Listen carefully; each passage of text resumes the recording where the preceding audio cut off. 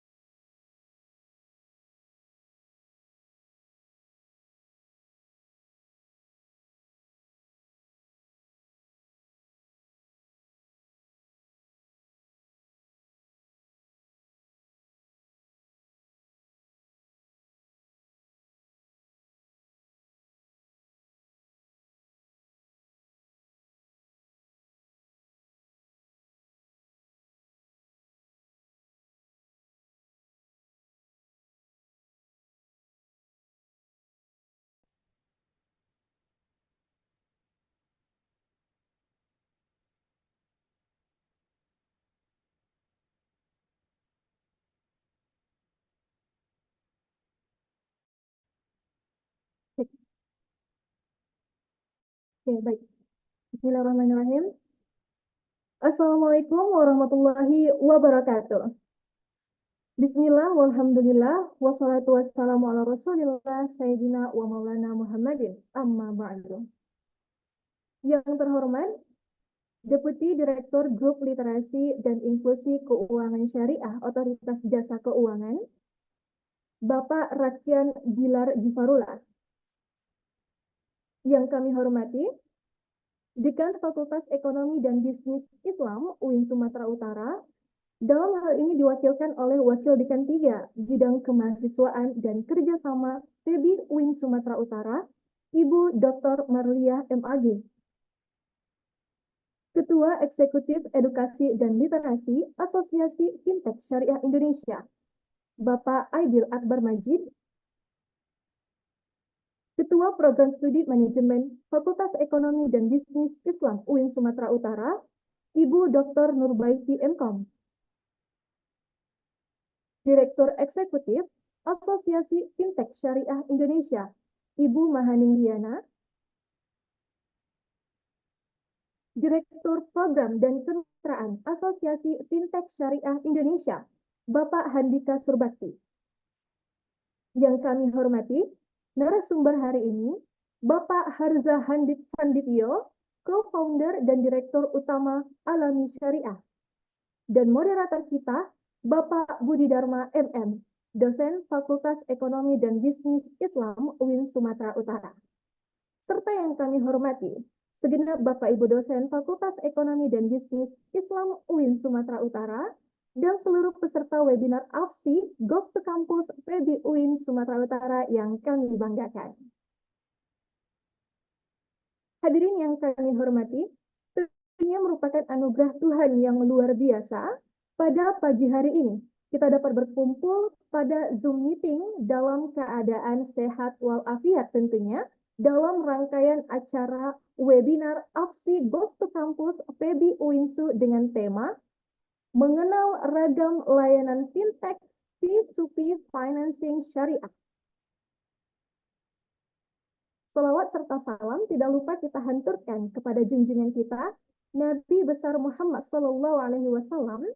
Semoga kita mendapat syafaatnya di yaumil kiamah kelak. Amin ya rabbal alamin. Kegiatan ini merupakan hasil kolaborasi Asosiasi Fintech Syariah Indonesia dengan Fakultas Ekonomi dan Bisnis Islam UIN Sumatera Utara melalui program AFSI Academic Partner. Dan acara ini juga turut didukung oleh Bank Syariah Indonesia, Prudential Syariah, Bank Aladin Syariah, Visa, PT Pos Indonesia, Bank DKI Syariah, dan CIMB Niaga Syariah. Bersama dengan saya, Fitria Sarah, selaku MC pada acara pagi hari ini, yang akan memandu seluruh rangkaian acara sampai dengan selesai. Sebelum memulai acara, di sini saya akan membacakan peraturan webinar pada pagi hari ini. Dengan harapan, seluruh peserta mahasiswa PB UINSU dapat memenuhi peraturannya. Untuk peraturan akan di-share di layar Zoom oleh operator.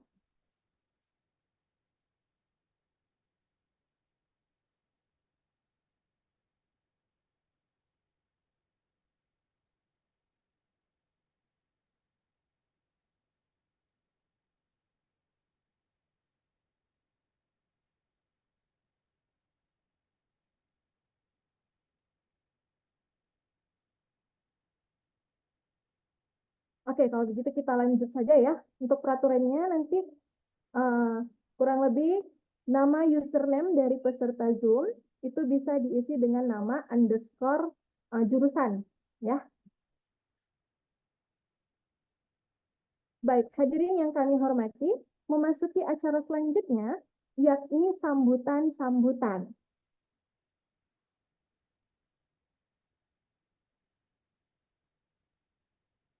Untuk sambutan pertama akan disampaikan oleh Wakil Dekan 3 Bidang Kemahasiswaan dan Kerjasama PB UIN Sumatera Utara, Ibu Dr. Marliah MAG. Kepada Ibu Wakil Dekan, saya persilakan.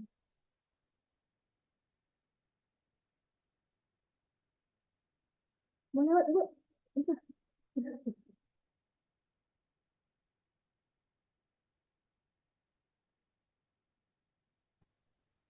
Baik, terima kasih. Bismillahirrahmanirrahim. Assalamualaikum warahmatullahi wabarakatuh. Hamdan wa syukranillah, salatan wa salaman ala rasulillah, amma ba'. Alhamdulillah, di pagi menjelang siang ini kita masih berikan kesempatan oleh Allah Subhanahu wa Ta'ala untuk bermuajahah di ruang virtual ini. Mudah-mudahan kita senantiasa diberikan kesehatan lahir dan batin sehingga mampu menjalankan tugas-tugas kita sebagai manusia di muka bumi ini. Salawat dan salam pada Rasulullah Sallallahu Alaihi Wasallam. Allahumma salli wa sallim alaihi. Mudah-mudahan kita mendapat syafaat beliau di yaumil mahsyar kelak. Amin amin ya rabbal alamin.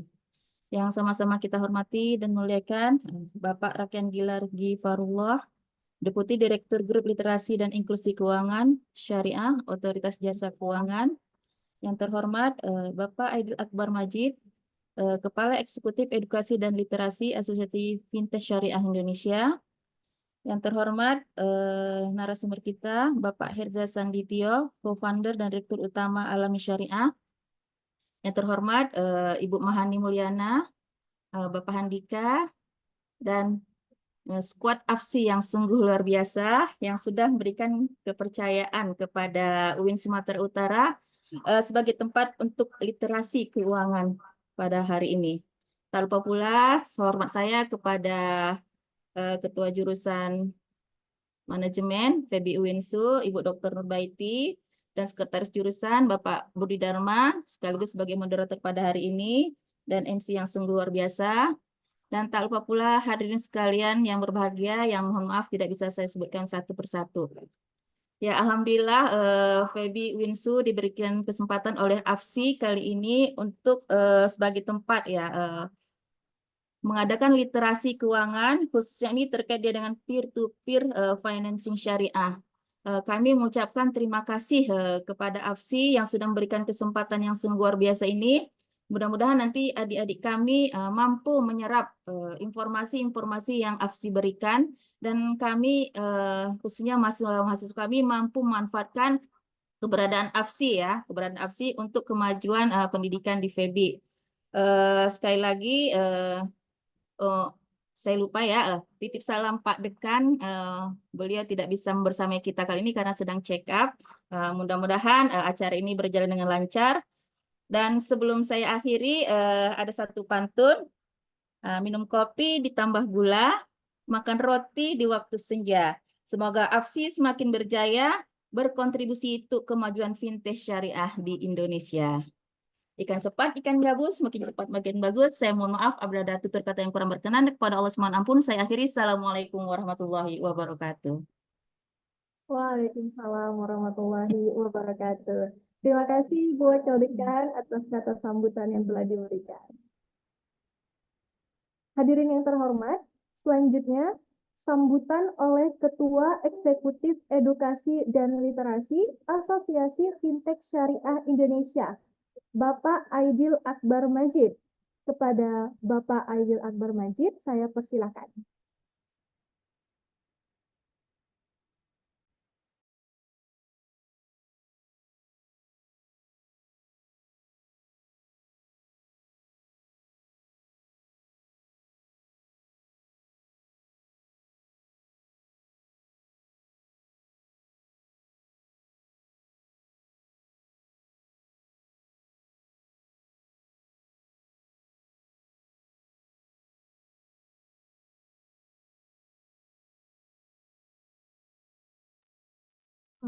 Baik, saya sapa terlebih dahulu ya. Bapak Aidil Akbar Majid.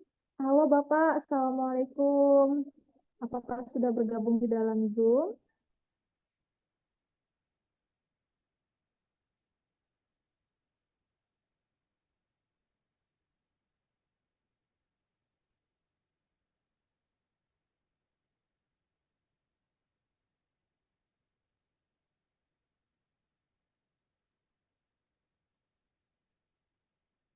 Oke, baik. Sembari menunggu Bapak Aidil Akbar Majid bergabung di Zoom kita lanjut ke sesi berikutnya, yaitu keynote speech yang akan disampaikan oleh Ketua Bagian Grup Literasi dan Inklusi Keuangan Syariah, Bapak Asadullah Sefnado. Kepada Bapak Asadullah Sefnado, saya persilahkan.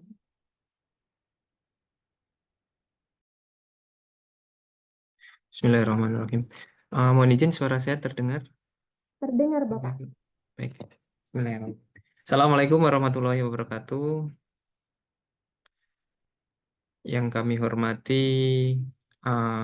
Bapak Muhammad Sukri Albani Nasution atau yang mewakili, Bapak Aidil Akbar yang sekiranya tadi hadir, yang nanti kita tunggu-tunggu juga kehadiran beliau.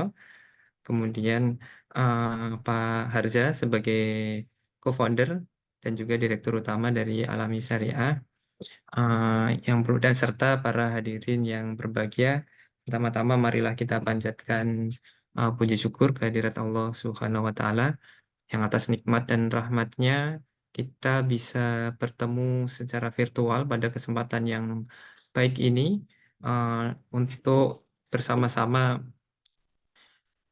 mengikuti acara mengenal ragam layanan fintech P2P financing syariah yang diselenggarakan pada pagi hari ini sampai menjelang siang nanti.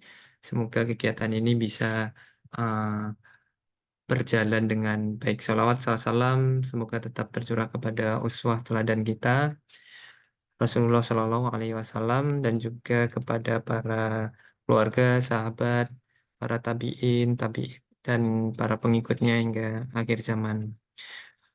Untuk pada ke sesi keynote speech dari kami, saya izin untuk bisa share screen.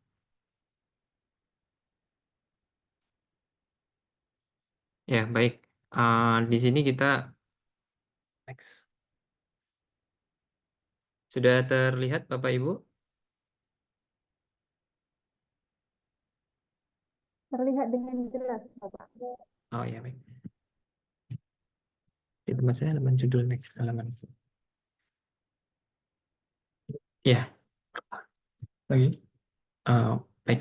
Ya, ini berdasarkan data yang ada di kami, perkembangan fintech di Indonesia ini terus mengalami peningkatan ya dari tahun 2011 sampai dengan tahun 2023. Ini kurang lebih sudah ada 6,6 kali ya peningkatannya ya. Ini cukup pesat peningkatannya, atau sekitar 6 kali lipat peningkatan dari tahun 2011 sampai tahun 2023. Selanjutnya, seiring dengan pertumbuhan dari startup, Indonesia ini juga kita patut berbangga diri menduduki peringkat yang cukup banyak ya dari sisi jumlah startupnya, itu ada sekitar 2.562. Nah, ini lebih tinggi dibandingkan dengan negara-negara yang ada di sekitar kita, Singapura, kemudian ada Malaysia dan yang lainnya. Dan adapun untuk valuasi terbesar sebagaimana kita ketahui ini ada JNT Express, kemudian ada Traveloka, dan kemudian ada OVO. Nah, ini memiliki valuasi yang cukup besar, perusahaan-perusahaan yang familiar di kita terkait dengan startup ini.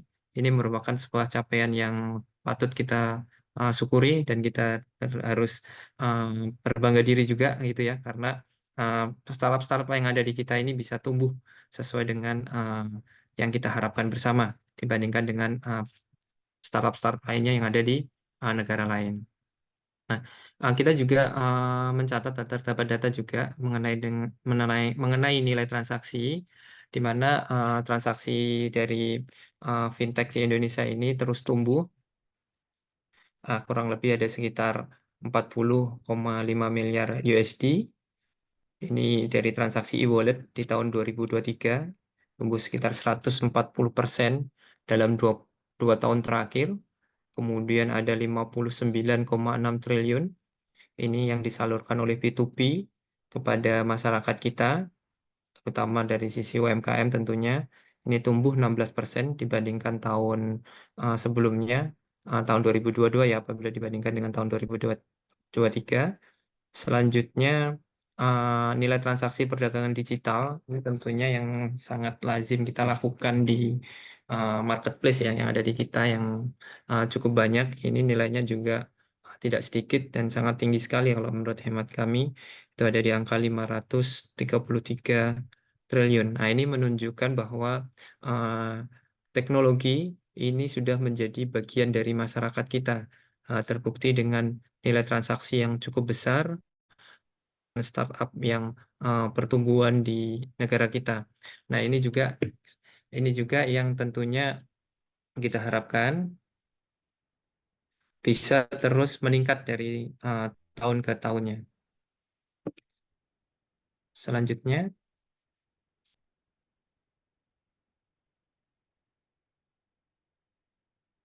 nah, dari sisi keuangan, ini ada beberapa fintech syariah yang kami harapkan tumbuhnya di tengah-tengah kita ini bisa menjadi solusi bagi masyarakat kita. Pilihan bagi masyarakat kita yang mana 80% lebih masyarakat kita ini adalah beragama Islam. Nah, ini pilihan diantaranya ada dari sisi pendanaan, ini ada securities crowdfunding ya, pendanaan untuk UMKM yang dalam bentuk securities, ini bisa dalam bentuk suku ataupun saham ya yang misalkan ada UMKM yang memerlukan, nah dia bisa menggunakan layanan urun dana yang ada di securities crowdfunding. Kemudian juga ada microfinancing, layanan keuangan bagi masyarakat kelas menengah ke bawah. Ini juga sudah banyak di kita ya, baik itu dilakukan oleh lembaga pembiayaan, pegadaian ataupun lembaga-lembaga keuangan formal lainnya melalui menggunakan teknologi.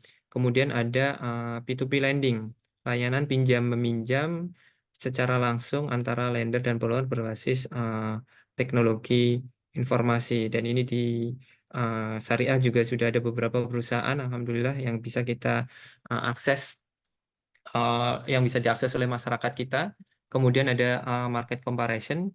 Nah, ini menghimpun informasi, menyaring dan mempersandingkan produk dan layanan antar LCK secara digital. Jadi ini semacam agregator ya, agregator untuk asuransi itu juga sudah ada, Insurtech. Terus kemudian ada beberapa agregator-agregator lainnya yang bisa diakses masyarakat sehingga masyarakat bisa lebih mudah untuk membandingkan antara satu produk ataupun satu layanan dengan produk dan layanan yang lainnya yang dimiliki oleh lembaga jasa keuangan secara digital. Selain itu, ada juga digital payment. Nah, ini yang cukup marak di kita ya, e-wallet. Selain itu juga ada beberapa layanan-layanan aplikasi yang memudahkan masyarakat kita untuk melakukan pembayaran, baik itu tagihan pulsa, kartu kredit, listrik, air, ataupun yang lainnya. Ini tentunya tidak asing bagi kita ya, masyarakat kita yang memang setiap harinya berkecimpung atau memerlukan layanan-layanan tersebut. Kalau dulu kita harus antri di outlet, nah sekarang kita bisa dimanapun untuk melakukan pembayaran tanpa perlu khawatir atau tanpa perlu mengantri, asalkan kita memiliki jaringan internet yang memadai, dan juga tentunya apa itu kuota yang untuk mengakses internet itu tersedia sehingga kita bisa melakukan payment dimanapun kita berada, baik di dalam negeri maupun di saat kita bepergian ke luar negeri. Mungkin seperti itu terkait dengan ragam alternatif fintech syariah yang sekarang ini tumbuh cukup banyak di tengah masyarakat kita. Selanjutnya, perkembangan dari fintech syariah di Indonesia sendiri juga cukup menggembirakan ya. Ini ada, meskipun dibandingkan dengan industri yang lain masih kecil, tapi di sini juga terlihat ada sekitar 130 miliar ini dari aset industri fintech syariah.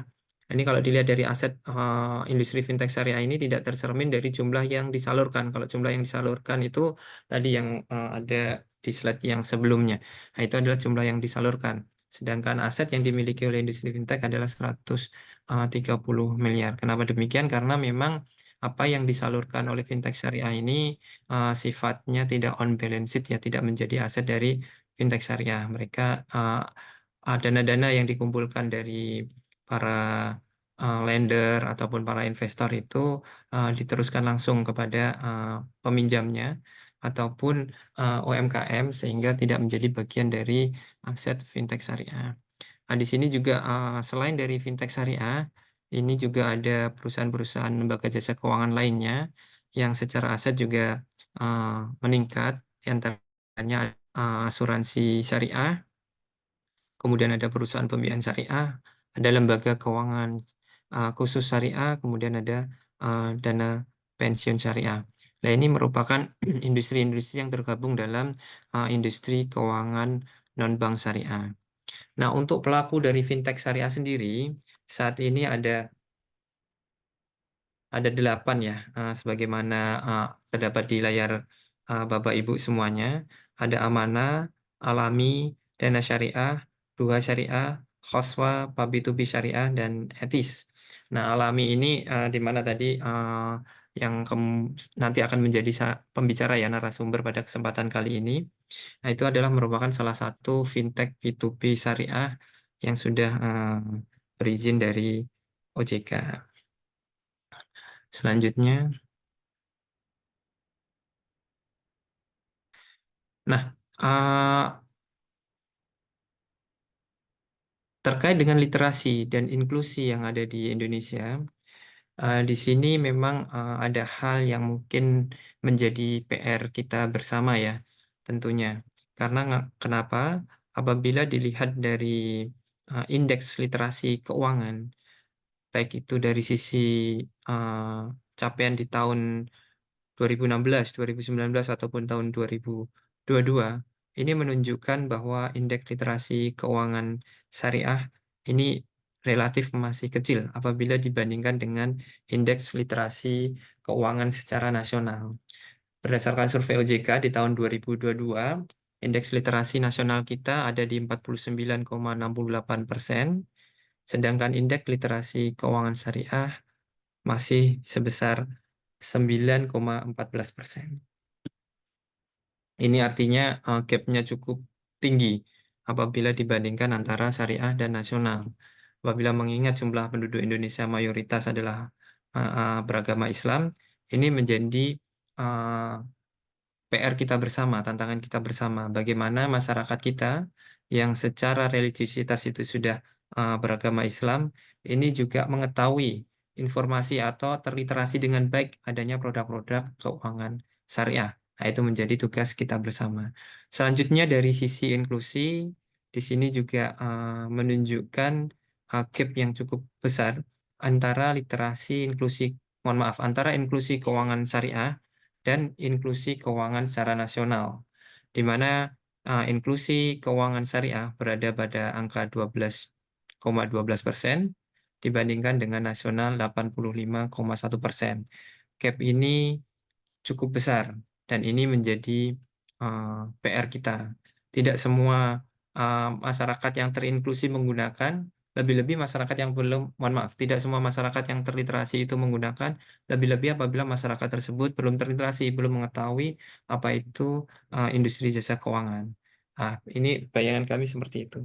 Nah, kenapa angka inklusi ini menjadi lebih besar apabila dibandingkan antara literasi syariah dengan inklusi syariah ini lebih besar angka inklusinya? Ini berarti banyak masyarakat kita yang menggunakannya ini tidak mengetahui apa itu produk yang dia gunakan. Nah, ini menjadi PR kita bersama. Ini memunculkan potensi ke depannya adanya sengketa, adanya klaim, adanya ketidakpuasan dari masyarakat kita. Oleh karena itu, literasi ini menjadi PR kita dan juga mengenalkan produk-produk keuangan syariah agar digunakan ini juga menjadi PR kita bersama. Nah, di antara faktor yang kita identifikasi terkait dengan rendahnya literasi dan inklusi keuangan syariah, yang pertama adalah kesadaran masyarakat terhadap keuangan syariah masih rendah. Mungkin karena memang informasi belum nyampe kepada mereka dan ini menjadi tugas kita. Selanjutnya adalah belum kuatnya diferensiasi produk keuangan syariah dengan konvensional. Nah, ini sebagaimana kita ketahui mungkin ya, kita mendengarkan adanya stigma antara konvensional dan syariah itu sama saja, sehingga lebih cenderung memilih konvensional. Nah, itu bisa jadi seperti itu. Padahal kaidah yang sering kita dengarkan dari para asatidz kita atau guru-guru kita atau ulama-ulama kita, apabila tidak bisa keseluruhan, maka jangan ditinggalkan gitu ya. Jadi lebih baik tetap menggunakan produk syariah meskipun belum 100% katakanlah ya, berdasarkan apa yang kita dengar di masyarakat itu belum sesuai dengan prinsip syariah. Nah, ini menjadi PR kita untuk memperbaiki apa yang menjadi keunikan dari syariah agar tetap sesuai dengan prinsip syariah yang akan menjadi karakteristik dari keuangan syariah dibandingkan dengan keuangan konvensional. Selanjutnya, yang menjadi penyebab dari rendahnya literasi inklusi keuangan syariah adalah kompetensi dari sumber daya insani yang belum memadai.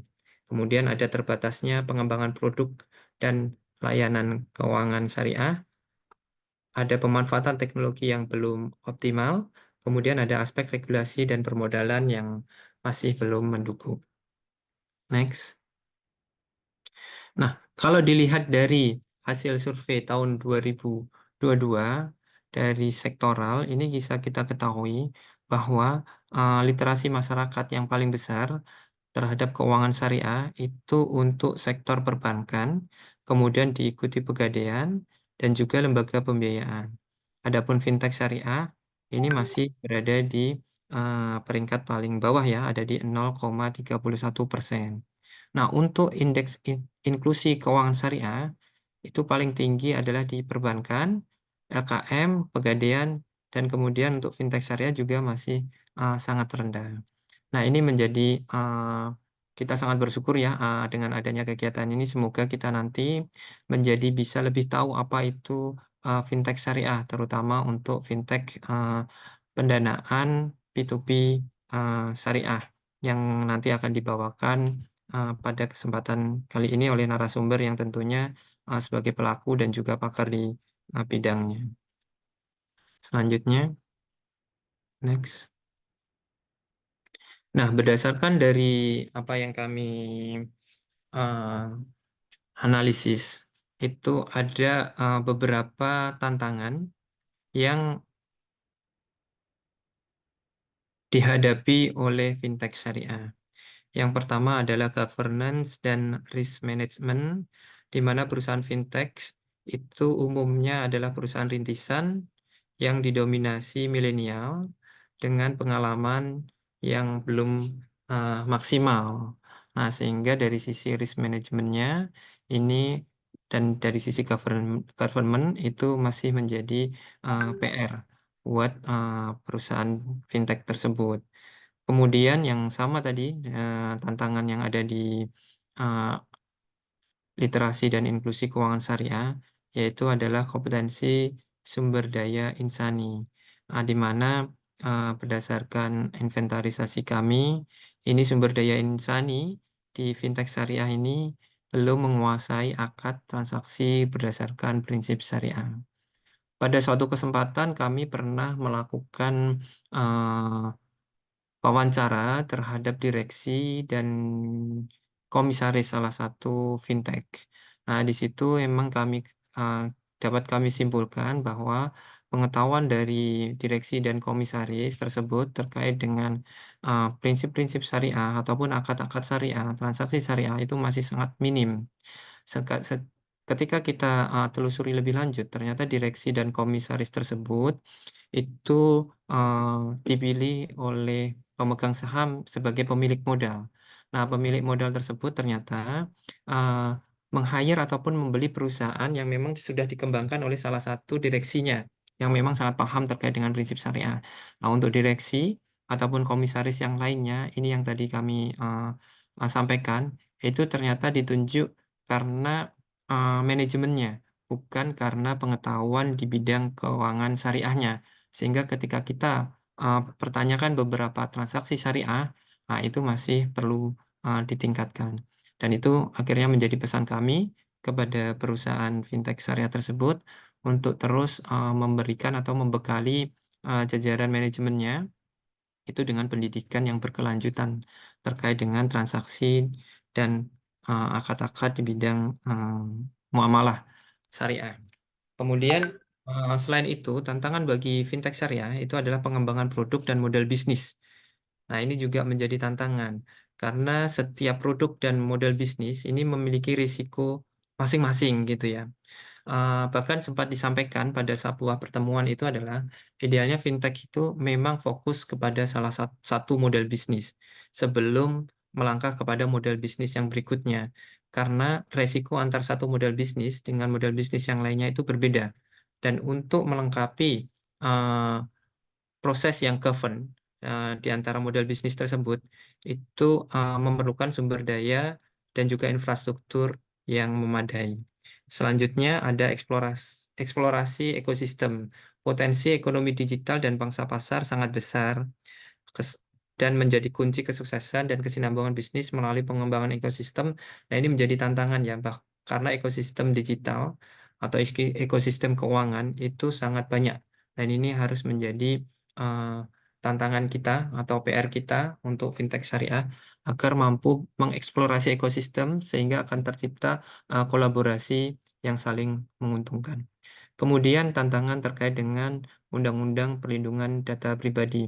Nah, ini perlu menjadi perhatian kita bersama karena maraknya pemberitaan di media terkait dengan penyalahgunaan data pribadi. Nah, pemerintah dan juga legislatif telah menetapkan Undang-Undang tahun 2007, tahun 2022 tentang pelindungan data pribadi. Hal ini menyerupakan pegangan bagi fintech syariah untuk bisa menyimpan ataupun memenuhi ketentuan-ketentuan yang ada di undang-undang tersebut, sehingga masyarakat memiliki tingkat kepercayaan yang cukup tinggi akan data yang mereka berikan kepada fintech syariah ini adalah aman, tidak disalahgunakan. Kemudian fintech syariah belum dijadikan pilihan utama oleh masyarakat kita dari sisi pembiayaan. Nah, ini memang menjadi salah satu PR kita agar fintech syariah ini bisa memiliki keunggulan, yang mana keunggulan itu bisa menjadi pilihan ketika masyarakat memang menghadapi sebuah masalah, maka fintech syariah ini bisa menjadi pilihan pertama karena beberapa layanan yang memang unggul di bidangnya.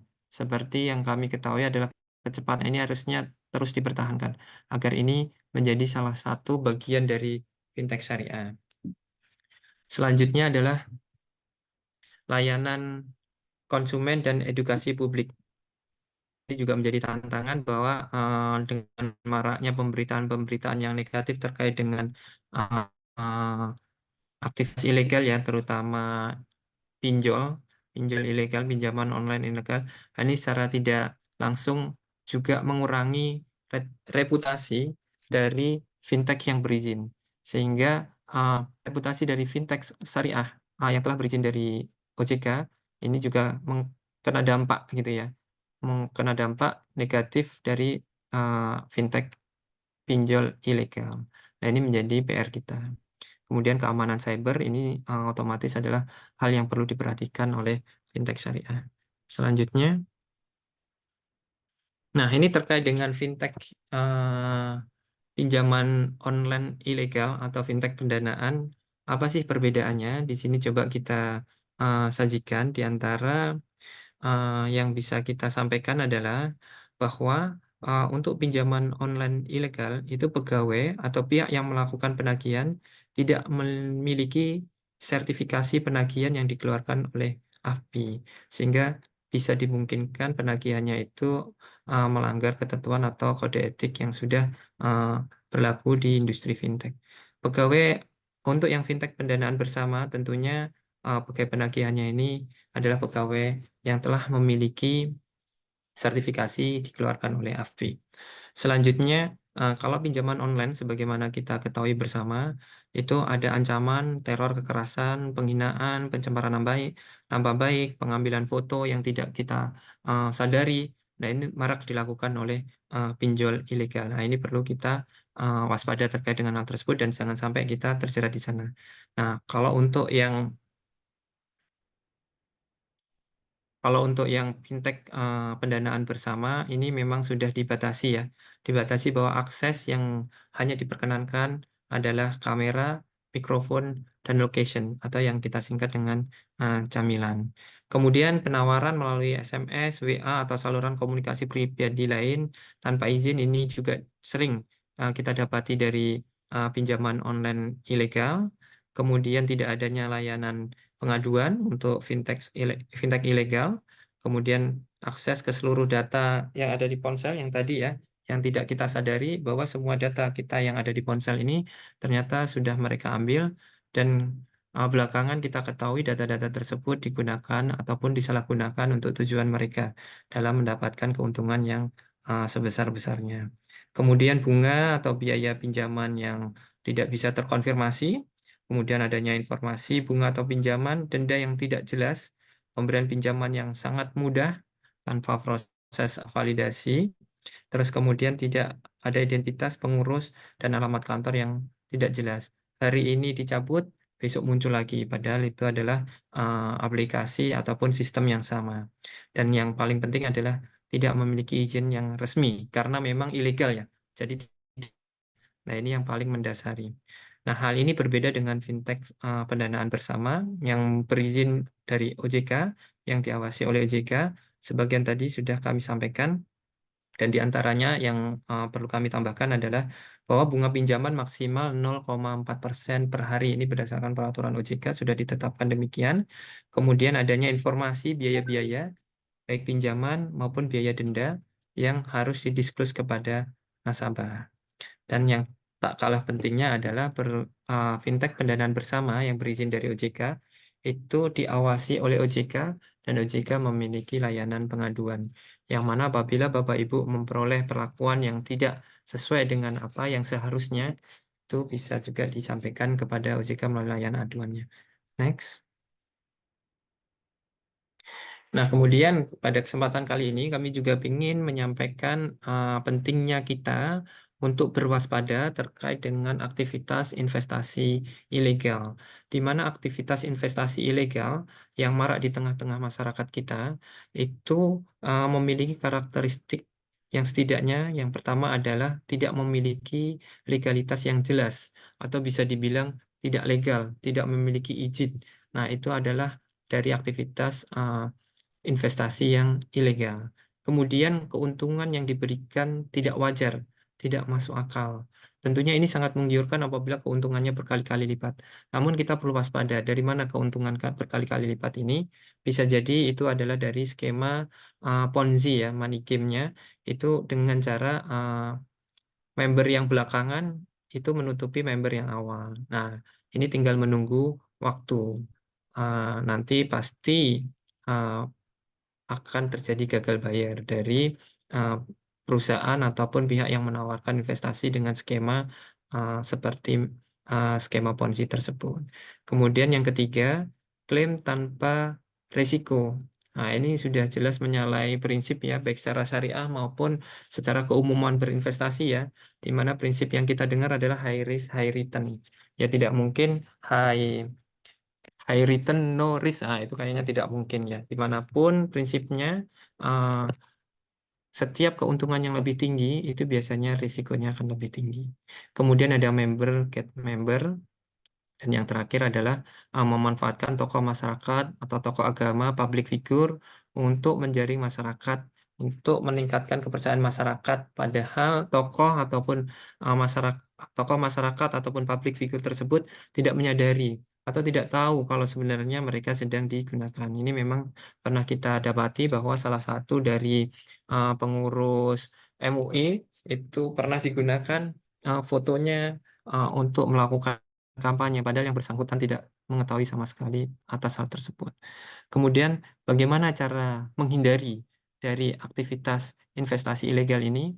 Tentunya prinsip utama adalah yang perlu kita ingat adalah 2L, yaitu legal dan logis. Legal tentunya dari sisi perizinannya. Apakah perusahaan tersebut memiliki izin dari otoritas yang berwenang? Terus yang kedua, apakah produk yang ditawarkan itu adalah produk yang sudah terdaftar pada otoritas yang berwenang? Dan yang ketiga adalah apakah logo instansi atau lembaga pemerintah dalam media penawarannya telah dilakukan sesuai dengan ketentuan peraturan perundang-undangan. Itu adalah dari sisi legal. Dari sisi logisnya, tentunya kita harus memperhatikan apakah benefit yang diberikan dari produk-produk investasi yang ditawarkan kepada kita ini masuk akal atau tidak. Atau ada indikasi penipuan atau tidak. Nah, bagaimana cara mengetahuinya? Bapak Ibu semuanya bisa kontak ke otoritas jasa keuangan melalui kontak 157. Di situ nanti bisa bertanya, apakah penawaran seperti ini termasuk penawaran yang wajar atau tidak wajar? Nah, itu nanti bisa diketahui.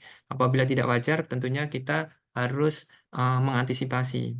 Saya sendiri pernah mendapati teman saya mengadu dengan keuntungan yang sangat besar hanya dengan menyerahkan uang yang sangat sedikit gitu ya.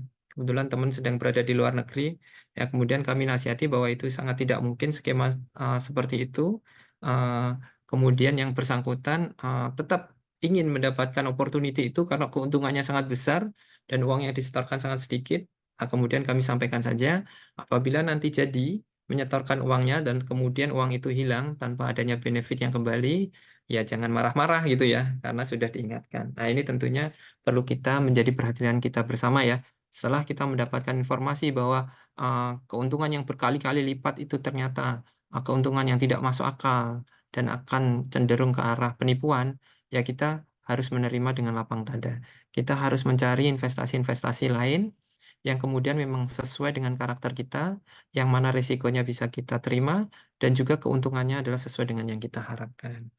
Itu yang bisa kami sampaikan pada kesempatan kali ini. Semoga bermanfaat buat kita bersama, terutama dalam rangka mendukung kemajuan dari fintech syariah yang ada di negara kita. Demikian, Assalamualaikum warahmatullahi wabarakatuh.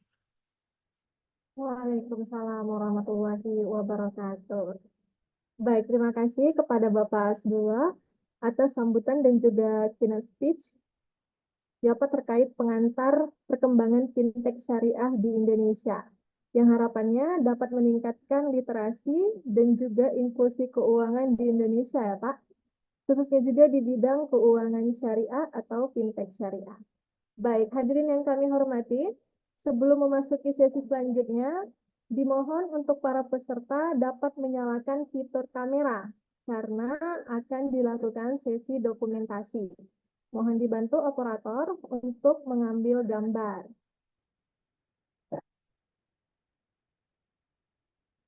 Untuk seluruh peserta APSI, silakan tersenyum, kita akan mengambil gambar. Untuk slide pertama saya bantu ya. 1, 2, 3. Oke, slide selanjutnya. 1, 2, 3. Saya harap tetap tersenyum ya, karena kita tidak tahu wajah kita berada di slide keberapa. 1, 2, 3. Ya, selanjutnya. 1, 2, 3. Oke, 1, 2, 3. Oke, selesai ya, Patar. Oke, baik. Terima kasih. Saya harap teman-teman peserta webinar APSI Goes to Campus ini tetap masih stay di sini karena kita akan melanjutkan rangkaian acara kita, yaitu acara inti, yakni penyampaian materi APSI Goes to Campus PEBI UIN Sumatera Utara. Para peserta diharapkan dapat menyimak materi dan dipersilakan untuk mempersiapkan pertanyaan yang menarik untuk sesi Q&A. Namun, sebelum kita masuk ke sesi materi atau narasumber, kita akan melakukan kuis terlebih dahulu. Kuisnya menggunakan Kahoot yang akan dipandu langsung oleh tim dari Otoritas Jasa Keuangan. Kuisnya ini akan sangat menarik, teman-teman, karena akan ada hadiah bagi pemenang kuis. Untuk 3 orang pemenang teratas, masing-masing akan mendapatkan hadiah senilai Rp100.000. Wow, ini keren sekali ya. Dari tim OJK, dengan senang hati memberikan hadiah kepada teman-teman pemenang kuis Kahoot. Jadi, jangan disia-siakan untuk kuis hari ini. Dan untuk teknik sesi kuis hari ini, saya serahkan kepada tim dari OJK-nya langsung untuk memandu peserta memulai dari kuis. Kepada tim OJK, saya persilahkan. Assalamualaikum warahmatullahi wabarakatuh. Selamat siang Bapak dan Ibu serta peserta webinar APSI hari ini. Silakan teman-teman yang sudah pernah mungkin ya menggunakan aplikasi Kahoot ini, silakan langsung bisa scan barcode-nya ataupun bisa membuka aplikasi tersebut melalui web kahoot.it. Nanti sebagai informasi juga pertanyaannya ada 5 soal. 5 soal ini merupakan soal-soal dari materi yang disampaikan oleh Bapak Asadullah Sefnado dari OJK. Mungkin saya kasih waktu sekitar 1 menit untuk teman-teman bisa bergabung. Oke, sudah mulai banyak yang bermunculan. Pertanyaannya gampang-gampang kok. Kalau merhatiin insya Allah pada bisa. Oh iya, untuk hadiahnya nanti akan kami kirim e-wallet ke nomor peserta. E-walletnya itu sebesar 100.000 untuk ketiga pemenang. Oke, 11.21 atau mungkin kalau sudah mulai rame saya langsung start ya. Ya, benar. Infonya.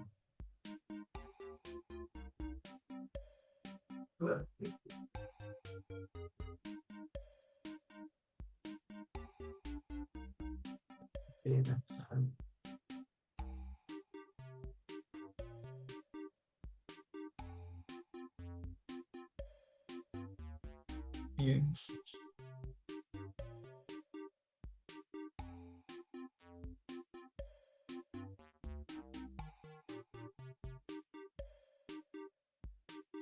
Habis. Apapun di memang itu. 11.22 saya tutup ya, langsung kita start. Ayo buru-buru.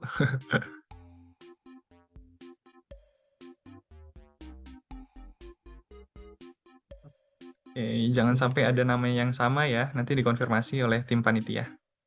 Langsung menghubungi tim panitia untuk peserta yang menang. Oke, 11.21, 11.22 saya tutup.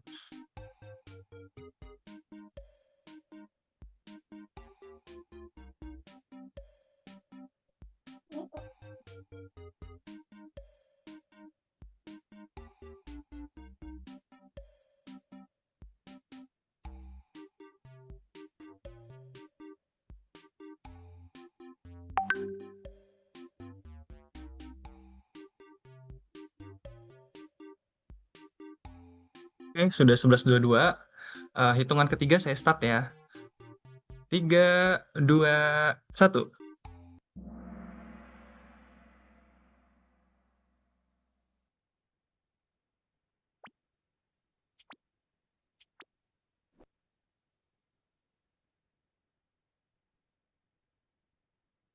Berdasarkan Selik 2022, literasi dan inklusi keuangan syariah paling rendah ada di sektor jasa keuangan, A. Perbankan, B. Pasar modal, C. Asuransi, D. Fintech. Ayo, yang mana jawaban yang benar? Waktunya 7 detik lagi. 6, 5, 4, 3, 2, 1. Oke, ada 24 orang yang menang. Yang benar maksudnya. Next. Oke, skor tertinggi dari oleh Nana. Next. Kuis selanjutnya. Salah satu tantangan bagi industri fintech syariah adalah A. Ancaman keamanan cyber, B. SDM yang sudah bisa bekerja dengan sangat baik, C. Ekosistem yang sudah terintegrasi, D. Pengendalian internal yang sudah baik. Jadi peserta di sini yang menang itu bukan hanya yang tepat, tapi yang cepat juga. Jadi yang mana yang cepat dan tepat jawabannya itu yang menang. Oke, 34 peserta yang benar. Next. Oke, Reksa sekarang yang naik. Oke, selanjutnya. Pertanyaan ketiga. Yang termasuk karakteristik investasi ilegal: A. Legal dan terdaftar di OJK, B. Transparansi risiko, C. Keuntungan tidak wajar, D. Pihak yang menawarkan memiliki izin usaha dari OJK. 10 detik lagi.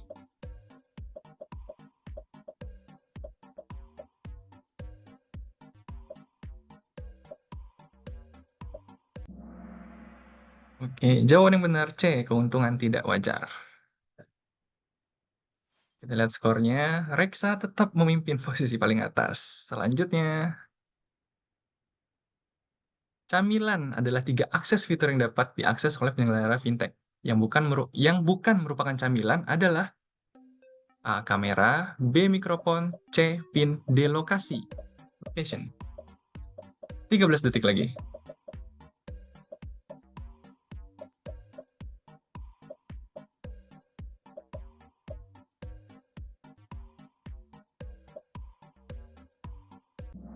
Ya, jawabannya adalah PIN ya. Oke, kita lihat skornya. Galih naik ke posisi atas, Kenny dan Nana. Oke, selanjutnya pertanyaan terakhir. Untuk terhindar dari perangkap penawaran investasi ilegal, harus memperhatikan prinsip. Ayo jawab, A, B, C, atau D?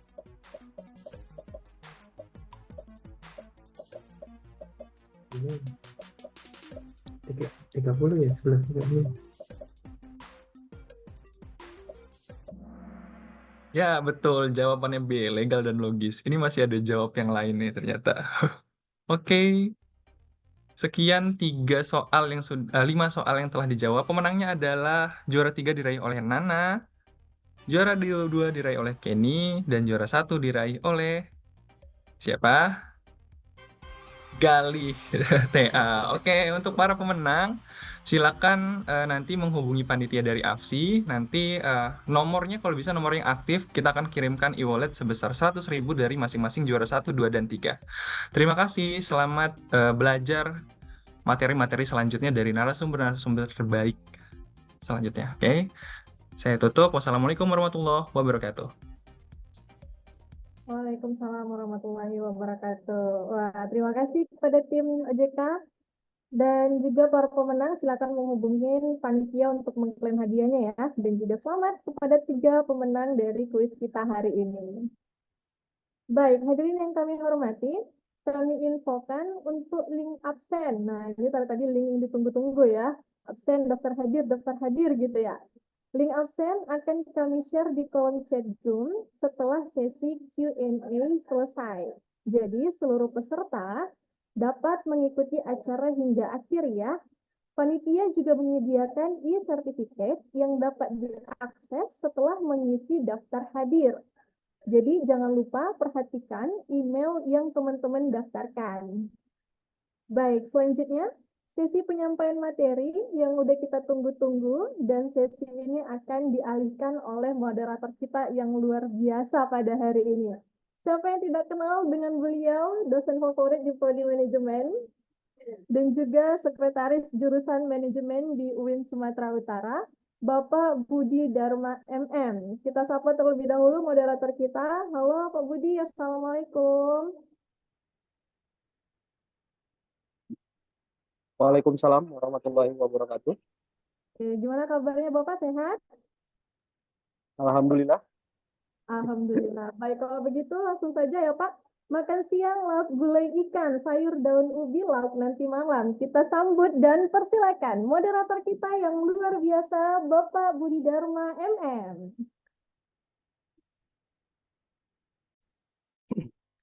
Assalamualaikum warahmatullahi wabarakatuh. Alhamdulillah, alhamdulillahirabbil alamin. Assalatu wassalamu ala asrofil anbiya'i wal mursalin wa ala alihi washabbihi ajmain. Amma ba'd. Yang saya hormati Pak Aidil Akbar, Pak Asadul Sefnado dari OJK, kemudian ada Ibu Mahaning Riana dari APSI. Kemudian pemateri kita hari ini Bapak Harza Sandityo yang merupakan co-founder dari Alami Syariah. Saya akan membacakan sedikit CV dari Pak Harza Sandityo. Pak Harza Sandityo sudah memiliki pengalaman bekerja yang cukup banyak ya. Kita lihat dari media sosial LinkedIn ya. Diawali dari tahun 2011 sebagai Upgrade Adjuster, kemudian Legal Counsel di Citibank, kemudian ada Corporate Legal Counsel di Bank Commonwealth, kemudian ada Compliance and Legal di BNP Paribas Investment Partner, kemudian ada Corporate Secretary dari PT Maybank Indonesia di tahun 2016, dan di 2018 aktif di Alami Syariah sebagai co-founder dan COO. Mari kita panggilkan kepada narasumber kita yang terhormat, Bapak Harza Sandityo.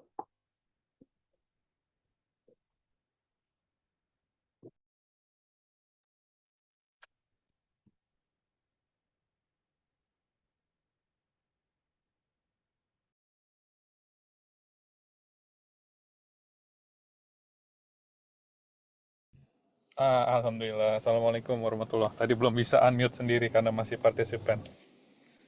Selamat siang Pak Budi. Salam kenal Pak Budi. Selamat siang Pak. Gimana kabarnya Pak? Sehat ya Pak ya? Alhamdulillah Pak Budi sehat. Alhamdulillah. Alhamdulillah.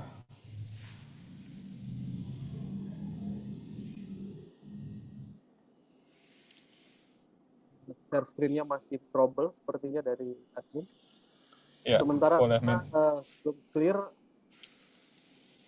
teman-teman yang hadir di kesempatan webinar kali ini bisa melihat Alami syariah.co.id sebagai salah satu web dari Alami, merupakan model peer-to-peer lending syariah terbaik di Indonesia, dan ini merupakan salah satu kebanggaan dari kita, di mana fintech syariah punya perwakilan yang baik dalam mempresentasikan syariat dan financial. Tanpa banyak kalam, saya akan serahkan kepada Pak Harza untuk memberikan materinya. Kami persilahkan. Siap. Terima kasih Pak Budi atas introduction-nya dan kata awalnya, mukadimahnya. Bismillahirrahmanirrahim. Assalamualaikum warahmatullahi wabarakatuh. Selamat pagi Bapak Ibu, selamat pagi Bapak Raken Gilar, Ibu Marlia, Pak Naldo, Pak Aidil Akbar, dan Pak Budi sebagai moderator, dan juga tentunya teman-teman mahasiswa UIN Sumatera Utara yang saya banggakan. Sebelumnya perkenalkan, saya Harza Sandityo. Mungkin update sedikit, belum update di LinkedIn. Alhamdulillah sekarang saya dipercaya sebagai Direktur Utama di PT Alami Fintech Syariah, salah satu dari 7 fintech syariah peer-to-peer lending yang sudah memiliki izin di Indonesia. Jadi hari ini insya Allah saya akan menjelaskan terkait dengan topik dan bahasan yang diminta untuk dikaji ya terkait dengan peer-to-peer lending syariah, dan mungkin semoga bisa mendapatkan informasi. Namun memang tadi, Masya Allah tadi Ustadz Naldo, Pak Naldo sudah sangat lengkap. Jadi mungkin saya akan lebih banyak dari perspektif praktis ya, dari sisi praktis, dan juga mungkin bisa menginspirasi untuk mengetahui lebih dalam terkait dengan teknis, ataupun nanti bisa berminat sebagai investor atau lender, ataupun juga nanti bisa melihat apakah ada opportunity atau enggak sebagai beneficiary atau borrower ya, atau nanti yang penerimanya gitu ya. Jadi topik-topik tersebut yang akan kami bahas di dalam presentasi hari ini. Alhamdulillah ini sudah bisa tampil. Mungkin kita langsung mulai aja ya. Next. Oke, tadi Pak Naldo sudah sangat lengkap dalam keynote speech-nya setelah membahas tentang P2P, P2P itu apa, dasar hukumnya, dan skemanya secara umum. Mungkin saya bisa sedikit lebih masuk kepada contoh ataupun hal-hal yang bersifat pembahasan yang lebih komprehensif gitu. Nah, di dalam ketentuan peraturan di POJK sendiri, kami itu disebutnya adalah sebagai penyelenggara. Kami disebut penyelenggara karena kami merupakan pihak penengah antara sisi kanan misalkan SMI atau UMKM gitu ya, atau orang-orangan ataupun badan yang membutuhkan dana. Sedangkan di sisi sebelah kiri ada orang-orang atau badan yang memiliki kelebihan dana. Sehingga dapat memberikan pendanaannya. Jadi P2P financing itu sendiri berada di sisi tengah. Mohon izin 1 menit sebentar ya Pak, sebentar.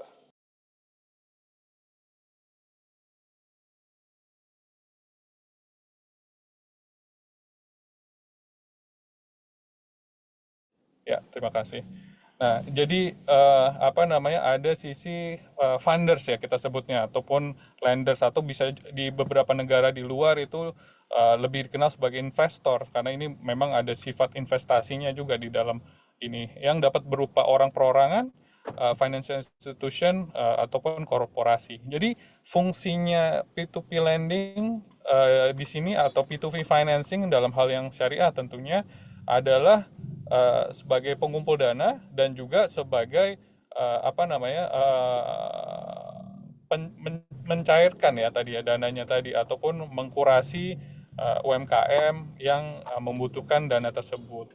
Di sini sebagai contoh aja ya, di sisi UMKM-nya itu bisa banyak industri, logistik, kesehatan, pertambangan, manpower, ini hanya beberapa contoh saja. Nah, memang kalau di dalam industri P2P lending secara umum itu sendiri, ada 3 klaster Bapak Ibu. Yang pertama adalah multiguna, yang kedua adalah produktif, yang ketiga adalah syariah. Nah, syariah ini lebih dekat ke produktif. Hampir semua yang P2P syariah yang ada itu semuanya produktif. Nah, sedangkan yang multiguna itu seperti apa? Mungkin yang lebih terms yang lebih mudah dikenali adalah pinjol. Nah, apakah syariah itu dapat melakukan pinjol? Nah, sampai saat ini saya tidak melihat akad yang sesuai ya, karena memang lebih dekat dengan atau jauh dari syariat ya. Kalau yang multiguna lebih jauh lah, atau akan sangat challenging, dan sampai saat ini memang untuk yang syariah semuanya masih produktif karena lebih dekat dengan syariat. Jadi memang kalau yang syariah itu semuanya produktif, jadi memang lebih banyak ke pengusaha, dan memang lebih banyak produk-produknya adalah berdasarkan invoice, purchase order atau PO atau SPK ya, surat perintah kerja gitu. Jadi memang produk-produknya itu lebih terkait dengan produktif. Nanti mungkin saya bisa lebih dalam. Namun yang ingin saya tekankan di sini buat teman-teman, P2P financing ada di tengah mengkurasi usaha tadi berdasarkan invoice, PO, SPK, kemudian mengumpulkan dananya dari pihak orang yang kelebihan gitu ya. Nah, apa bedanya P2P financing dengan bank? Nah, kalau di bank itu teman-teman itu kan nabung ya. Nah, nabung ke bank sebagai deposan. Nah, kemudian yang memilih uang itu kan menjadi dana pihak ketiga.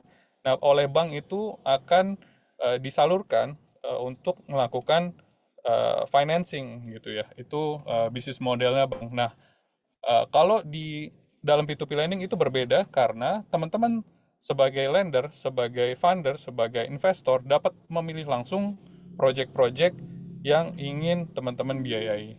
Jadi dari sisi platformnya bersifat off balance sheet lah kalau ada ininya ya, istilah teorinya, dan teman-teman dapat memilih langsung tadi project-project. Sedangkan kalau di bank kan hanya sebagai penabung, sehingga upside-nya memang atau secara komersialnya bisa dirasakan lebih besar. Cuman tentunya dari segi aspek risiko juga memang juga pasti the higher the risk, of course, dengan harapan return-nya lebih besar. Dan ini kan return-nya diharapkan lebih besar, upside-nya lebih besar, tentunya ada risiko yang harus teman-teman juga pikirkan karena ini ada sifat tadi investasi. Mungkin next. Nah, ini saya sampaikan aja secara garis besar, sebenarnya P2P syariah, P2P financing syariah ini sudah cukup baik, memang belum sempurna, kita masih mengejar bahkan yang konvensional di Indonesia pun, cuman sebetulnya kita juga sudah memiliki capaian-capaian yang baik dan cukup dapat dibanggakan, dan harus terus diakselerasi dan juga digunakan oleh banyak masyarakat gitu ya. Yang pertama, kita sudah salah satu peringkat ketiga, Indonesia terakhir peringkat ketiga kategori Leaders Fintech Syariah Global. Jadi ini juga ada indeksnya. Nah, kemudian terkait dengan aset, tadi memang masih kecil disampaikan oleh Pak Naldo, tapi memang pertumbuhannya juga cukup baik, dan harus diperhatikan bahwa tadi juga sudah disampaikan bahwa terkait dengan disbursement, terkait dengan P2P financing ini memang lebih fokus kepada disbursement atau nilai yang telah disalurkan dibandingkan dengan aset ya. Nah, P2P syariah sendiri itu untuk P2P sendiri itu sudah menyalurkan lebih dari 600 triliun.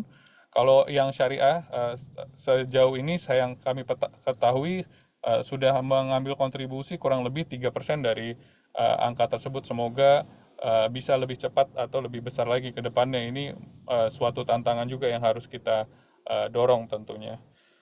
Kemudian dari sisi jumlah pengguna fintech itu sendiri juga sudah besar ya. Untuk yang lending ataupun conven itu sudah ratusan juta di Indonesia. Ini sesuatu yang luar biasa.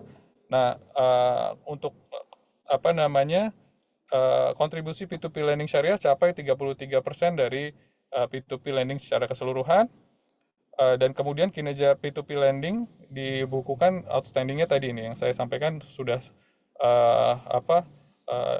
53% ini yang produktif ya, yang dimana tumbuh 12% year on year dan seterusnya. Next.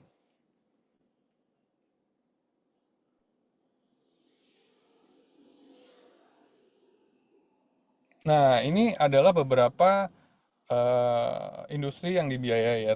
Ini fokus, ini salah satu contohnya ada yang paling tidak yang kami lakukan dialami, nanti saya juga bisa ceritakan di beberapa fintech lain.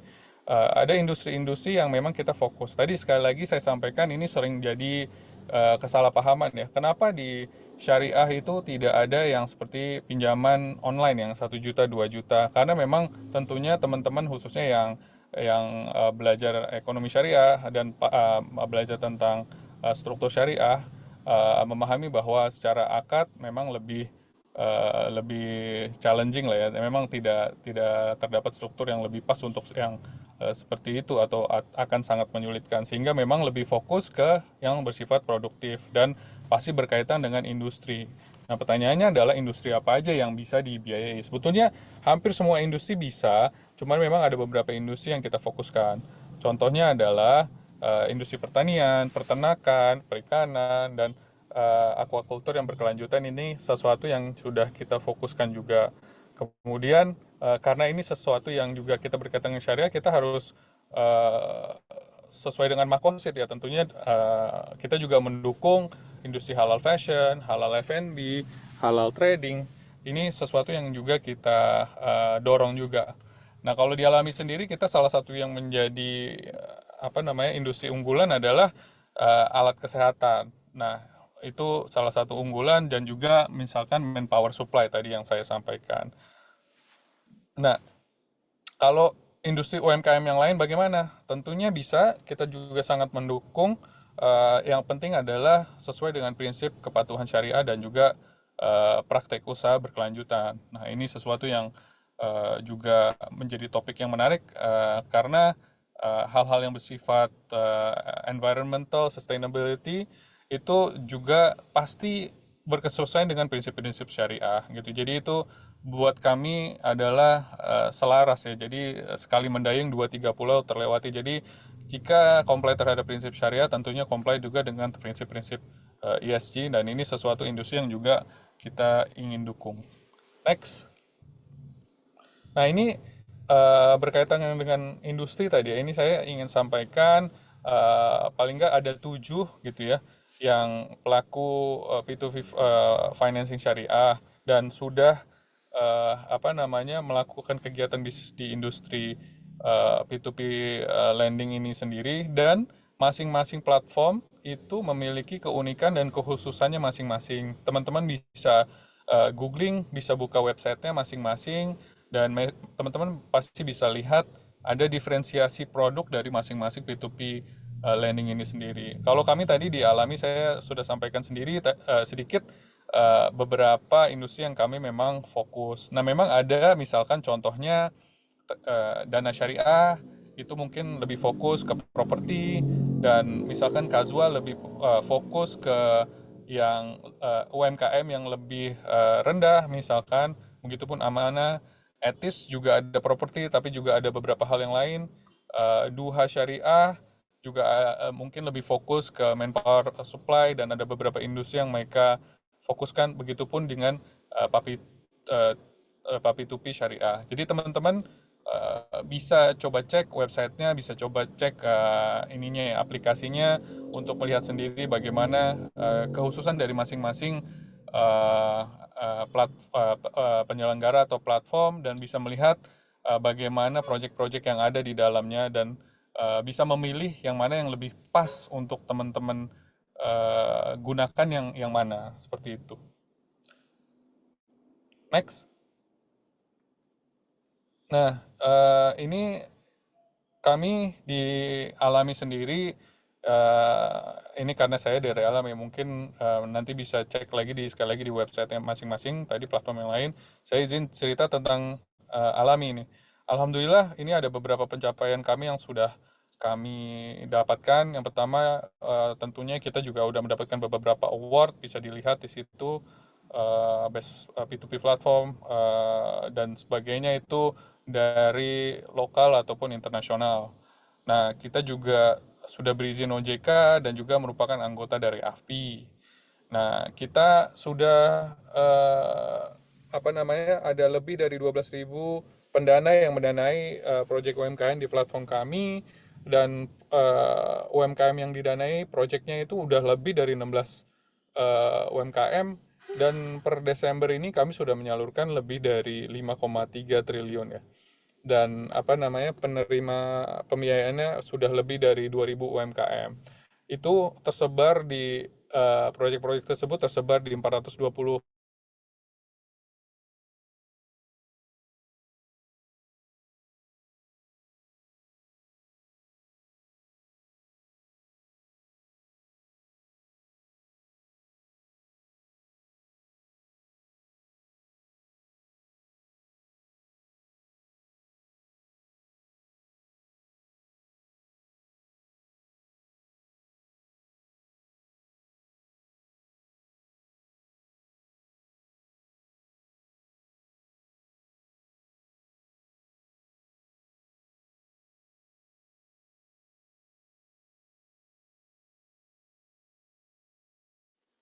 Halo, suara saya terdengar? Terdengar, Pak. Oh ya, tadi sudah sampai mana ya, Mbak?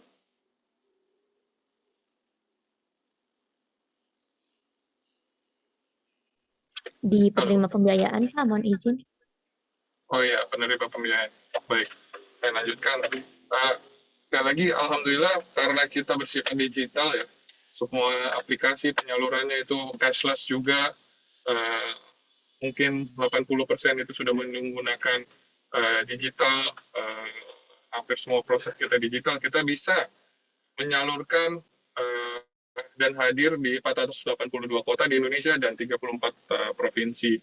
Ini sesuai dengan hipotesis kita di Alami, kita percaya bahwa dengan digitalisasi, ekonomi syariah ini bisa lebih cepat maju ya, insya Allah. Mungkin next. Nah, ini adalah beberapa bahasan teknis ya terkait dengan produk-produk yang ada di kami. Tadi industrinya sudah saya sebutkan, tapi produknya paling nggak kami ada 3 yang menjadi pembeda ya. Yang pertama adalah invoice financing, yang kedua adalah purchase order financing, yang ketiga adalah community based financing. Di layar teman-teman itu bisa terlihat terkait dengan amount ya. Memang kita bersifatnya lebih ke bisnis, sehingga yang paling kecil adalah 5 juta, itu yang ada di community base. Untuk paling besarnya tentunya di 2M, karena memang ada ketentuan berdasarkan POJK 10 ya, sekarang itu memang maksimal adalah 2 miliar. Kemudian untuk fee-nya itu ekuivalen mulai dari 12 sampai dengan 20 gitu ya. Nah, memang rata-rata kita ada di 14 sampai 16 ya.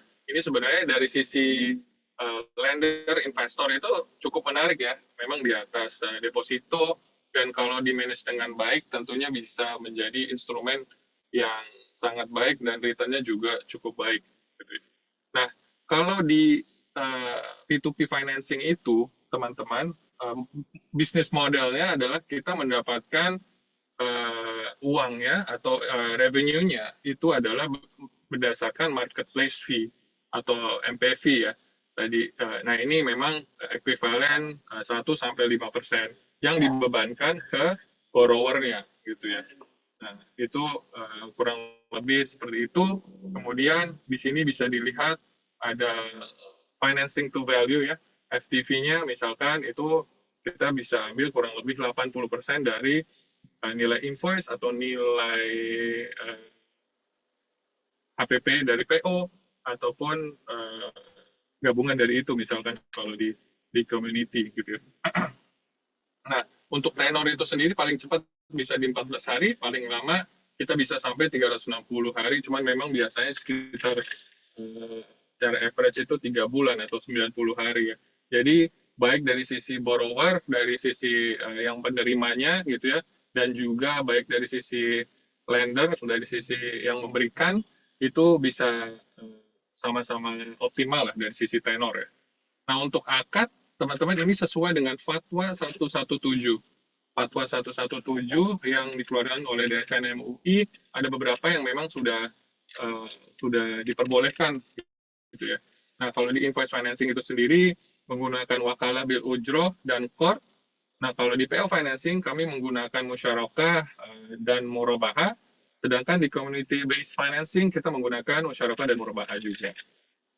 Ini ada sedikit informasi terkait dengan underlying dokumen, itu ada invoice, bisa BAST, dan ini teknis ya teman-teman, bagaimana kita mengkurasi atau menjaga juga agar financing yang dilakukan itu dapat aman dilakukan. Next. Nah, ini sedikit masuk ke detail ya terkait dengan kriteria itu sendiri.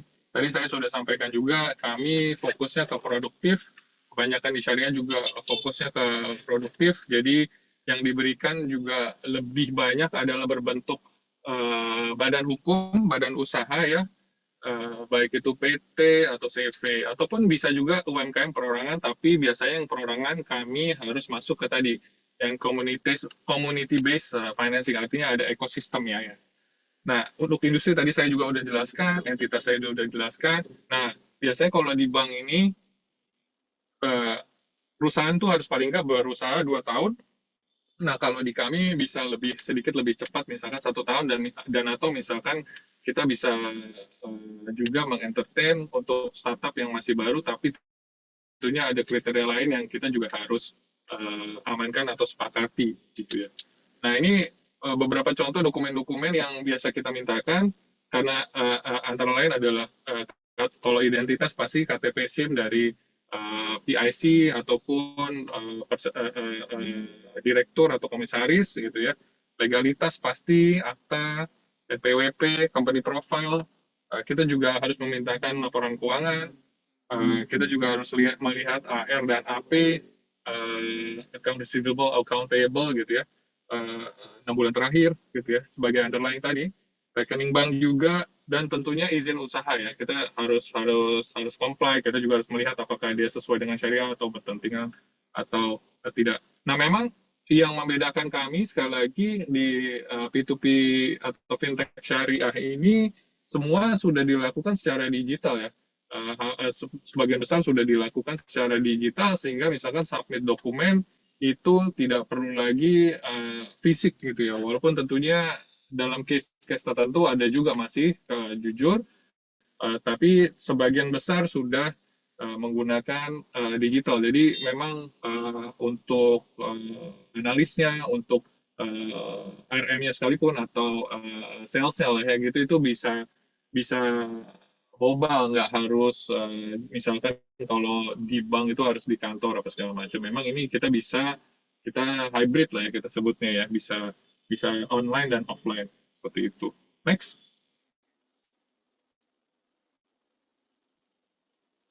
Nah, ini sebagai contoh terkait dengan credit scoring. Nah, ini adalah yang membedakan lembaga jasa keuangan, lembaga financing dengan bisnis model yang lainnya, yaitu adalah terkait dengan credit scoring. Kami di P2P lending ini diwajibkan untuk memiliki risk management, bagaimana memitigasi risiko, dan mengkurasi tadi ya borrower atau BNF yang proyeknya akan kami campaignkan atau naikkan ke platform kami. Ini ada ininya, ada penilaiannya teman-teman. Berdasarkan data-data yang sudah disubmit, berdasarkan rasio-rasio yang kita sudah saring, sudah kita filter, itu kita ada perhitungannya ya, dan ada mekanisme credit scoring yang sehingga kami memiliki ada tabel resiko yang kita sebut di sini ya.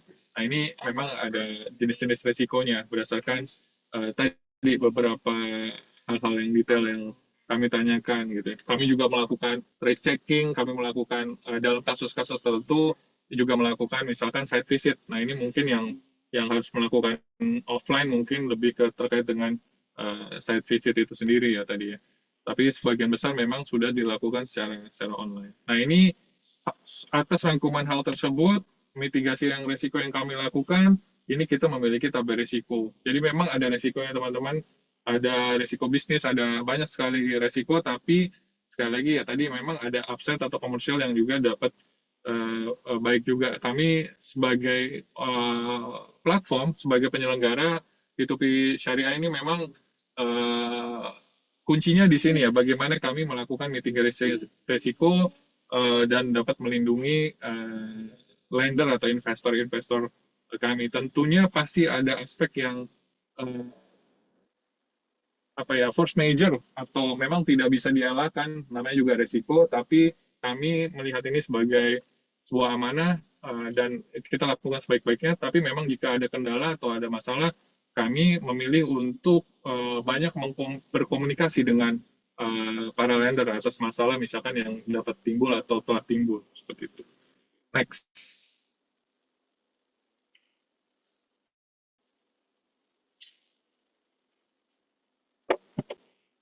Next. Belum bergerak ya.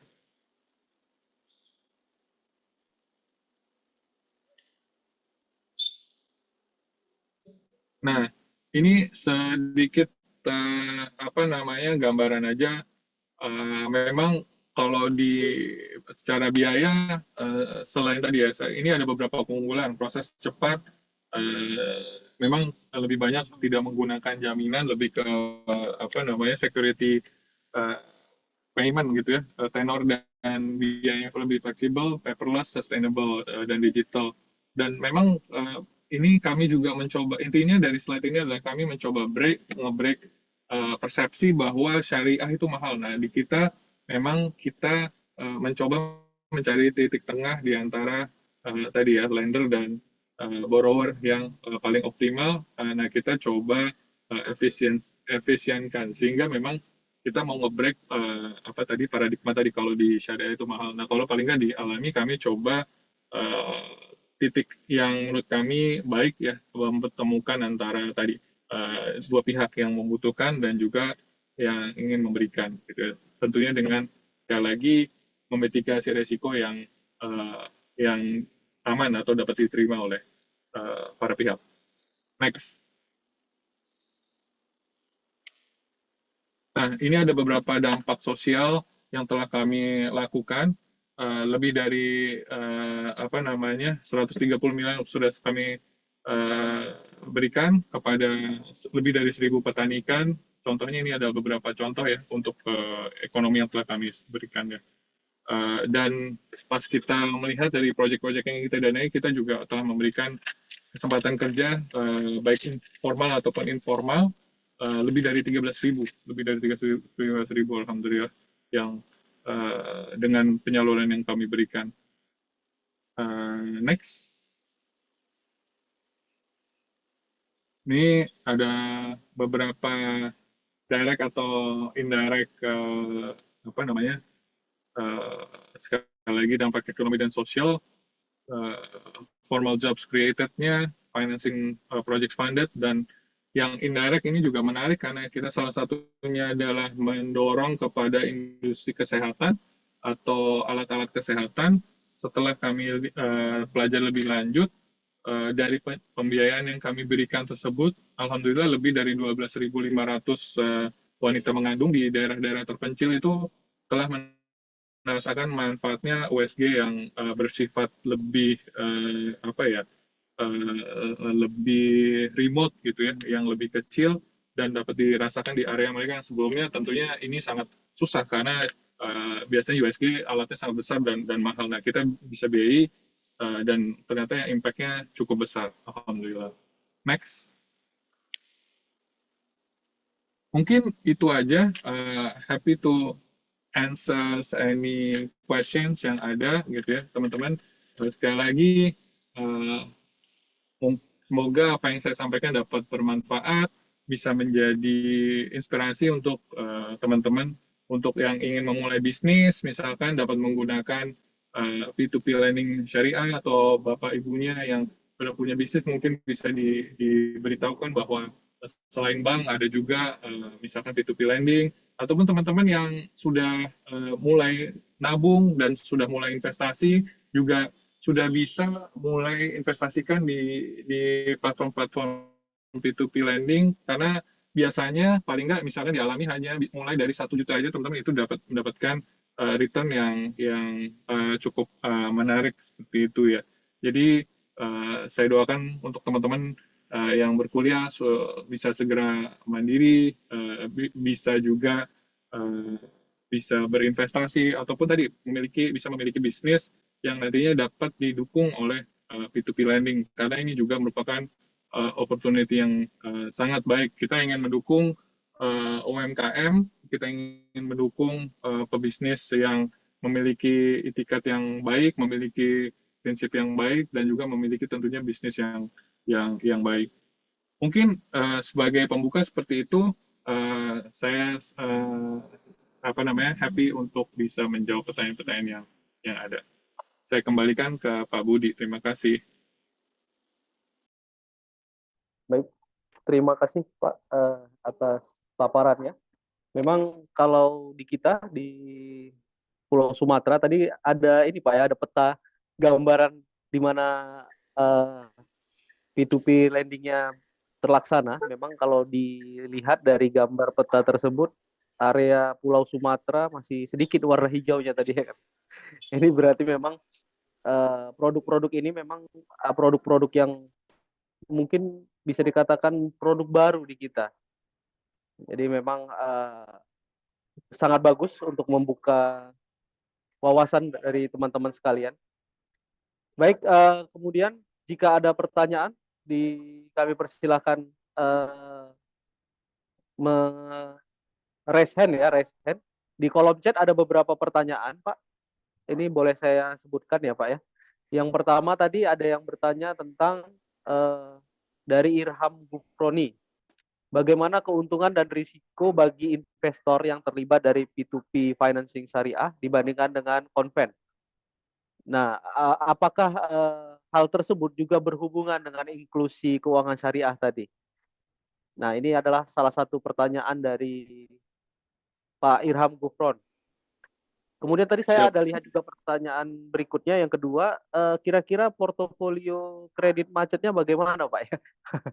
Kira-kira ada gambaran atau ini juga jadi wawasan terkait dengan risiko dari peer-to-peer ini. Mungkin sebelum menunggu pertanyaan yang lain, boleh Pak?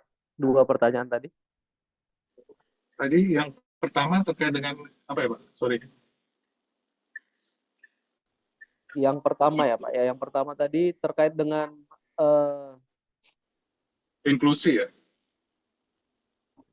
Iya Pak, bagaimana keuntungan dan risiko bagi investor yang terlibat dari P2P financing syariah ini dan hubungannya dengan inklusi keuangan syariahnya. Iya. Mungkin saya jawab dari sisi inklusi dulu, baru keuntungan dan risiko ya.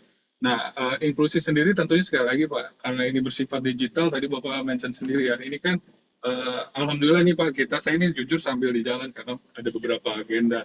Jadi kita bisa bertemu Pak, walaupun saya di Jawa, saya sambil di jalan, sedangkan di Sumatera ini tentunya akses seperti ini, unfortunately ya kita juga menyayangkan masih kurang, tapi tentunya dengan digitalisasi ini kan banyak sekali manfaat yang kita dapat rasakan. Dan sebagai info juga Pak, sebetulnya di Sumatera itu ada Pak yang spesifik, tapi di Lampung itu setahu saya ada P2P yang memang berbasis di Lampung, tapi memang bukan syariah. Tapi poin intinya adalah digitalisasi ini mendekatkan kepada inklusi, dan hal tersebut juga sekali lagi kalau kami dialami itu memang menjadi tujuan ya, bagaimana digitalisasi ini bisa meningkatkan inklusi keuangan syariah khususnya di Indonesia. Nah, kembali ke P2P itu sendiri, keuntungan dan manfaat tadi beberapa juga saya sudah sampaikan, bisa dari mana aja, tapi memang betul dari segi misalkan kalau kita bicara terkait dengan manfaat dan resiko. Kalau dari segi pricing sendiri, memang kita di atas deposito, Pak. Kita di atas deposito, cuman kan kalau deposito itu kan dijamin oleh LPS ya, sampai dengan 2 miliar gitu ya. Kalau kami kan memang resikonya ada. Cuman ketika kita harus melihat satu dari platformnya, komitmennya seperti apa. Apakah pengamanannya seperti apa? Tadi ada pertanyaan juga terkait dengan bagaimana track record platform itu juga sangat penting. Tadi Pak Naldo juga mention bagaimana governance-nya. Semua itu bisa dilihat sebetulnya Mbak di masing-masing website platform itu harusnya ada, karena memang itu bagian dari compliance, bagian dari governance kami. Keterbukaan itu juga sangat penting, dan itu kan salah satu prinsip dalam syariah juga ya, transparansi, bagaimana kita bisa semakin transparan dan semakin baik. Begitupun tadi menjawab pertanyaan berikutnya Pak, terkait dengan gagal bayar gitu ya. Ini harus diakui Pak, dan kalau saya pribadi nggak pernah mau menutup-nutupi bahwa resiko tersebut pasti ada. Kita apakah ingin dari sisi platform? Tentu nggak ingin Pak. Cuman sayangnya karakter memang ada ya, dan resiko bisnis juga ada. Ada karakter yang memang sengaja ingin melakukan fraud, nah itu kita sudah tolak sangat banyak Pak. Jadi memang kita sudah kurasi, oh ini kita kelihatan karakternya kurang baik, atau kita melihat oh ini ternyata dokumennya palsu, atau invoice-nya palsu, atau inilah ya hal-hal yang bersifat etika tidak baik, itu sudah kita kurasi, sudah kita cegah sebisa kami mungkin.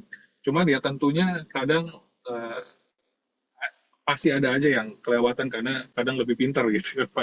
Nah, ini nggak bisa dihindari, dan begitupun poin yang berikutnya adalah terkait dengan resiko bisnis, karena ya Bapak dosen dan teman-teman mahasiswa pasti tahu ya, ada faktor ekonomi, ada faktor proyek itu sendiri, ada faktor makro gitu. Itu juga kita sudah coba mitigasi. Cuman kadang hal-hal yang sangat tidak bisa kita kontrol itu pasti ada dalam resiko bisnis.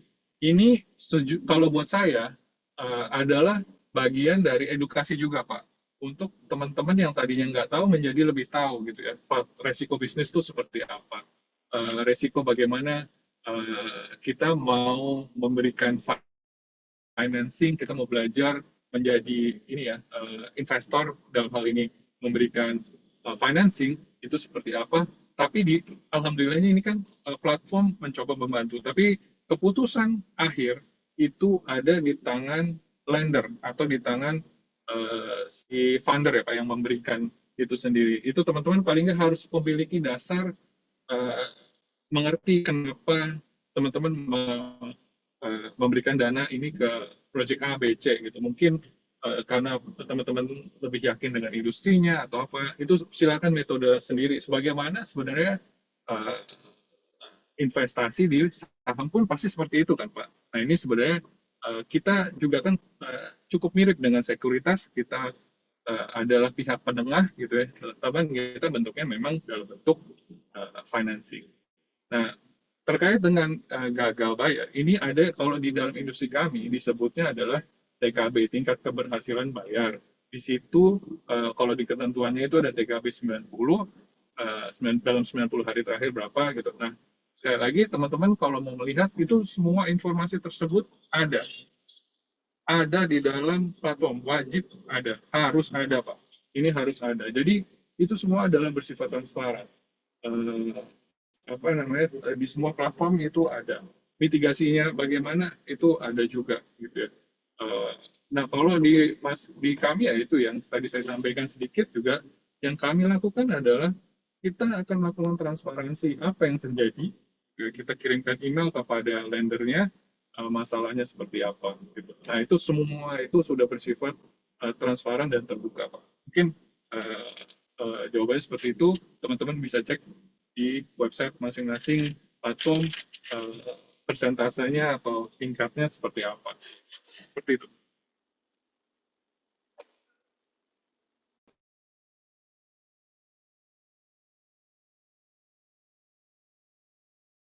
Halo.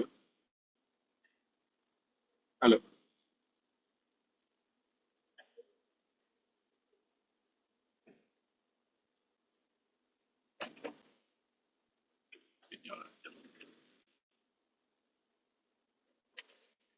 Baik Pak Harga, saya terkendala sinyal.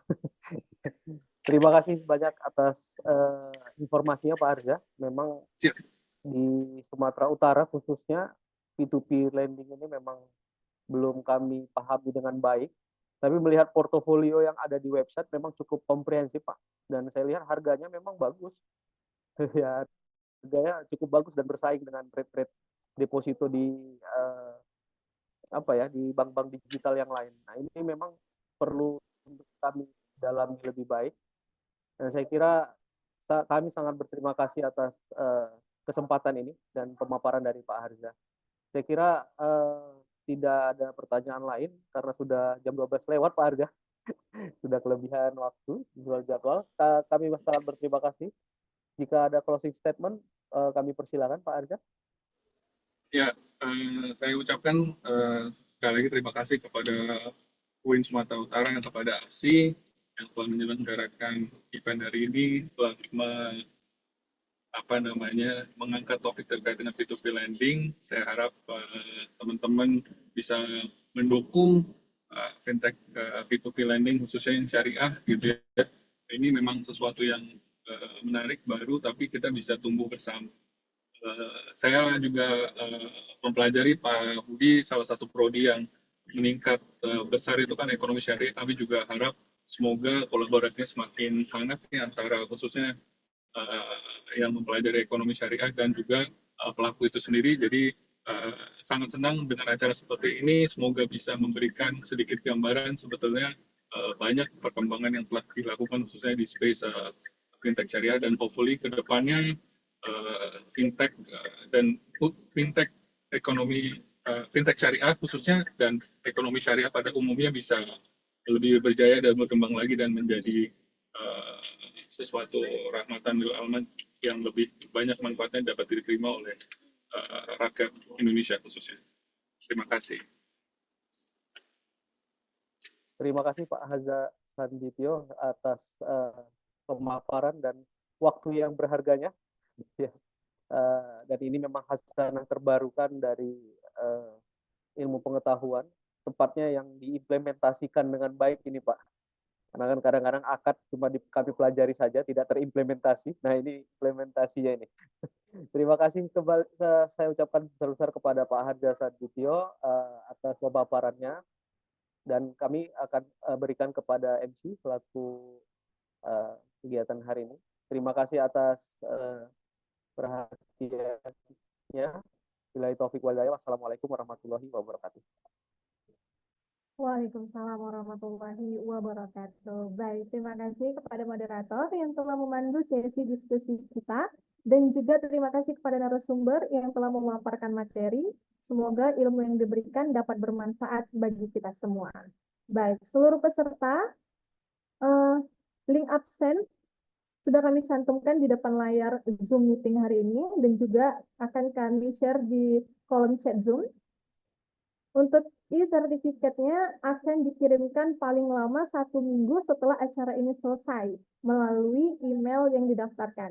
Jadi perhatikan kembali email yang teman-teman isi di link absen karena nanti sertifikatnya akan dikirimkan melalui email yang teman-teman daftarkan.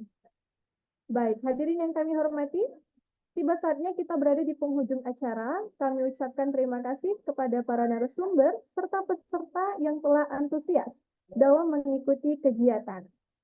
Kegiatan ini tentunya dapat berjalan atas dukungan Bank Syariah Indonesia, Prudential Syariah, Bank Aladin Syariah, Visa, PT Pos Indonesia, Bank DKI Syariah, dan CIMB Niaga Syariah. Sekian webinar pada hari ini. Saya selaku MC meminta maaf apabila terdapat salah, baik disengaja maupun tidak sengaja. Saya tutup. Wabillahi taufiq wal hidayah. Assalamualaikum warahmatullahi wabarakatuh.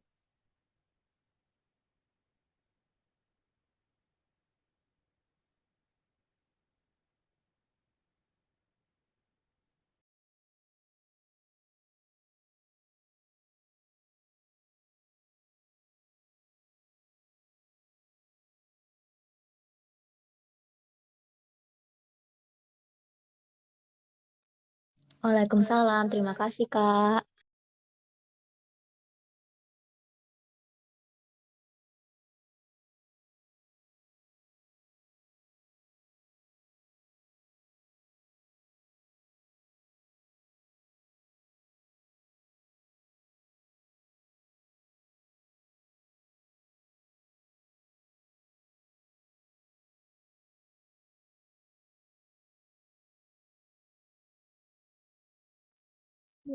Sebelum keluar jangan lupa link absennya di-share terlebih dahulu, disalin.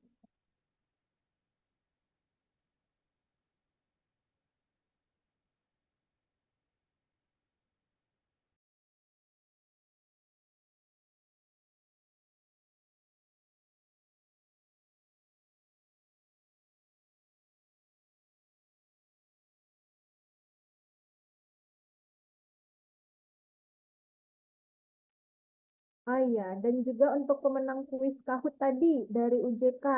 Jadi,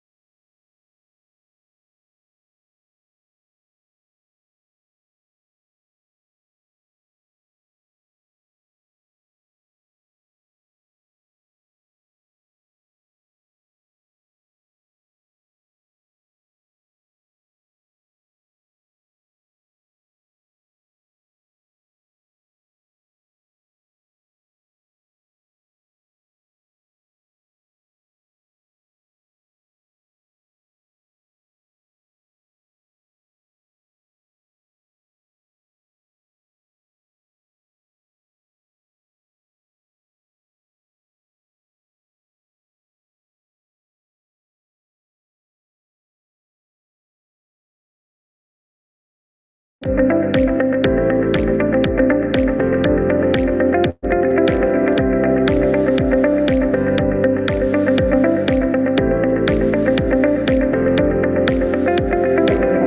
peserta, silakan jika sudah mengisi absen.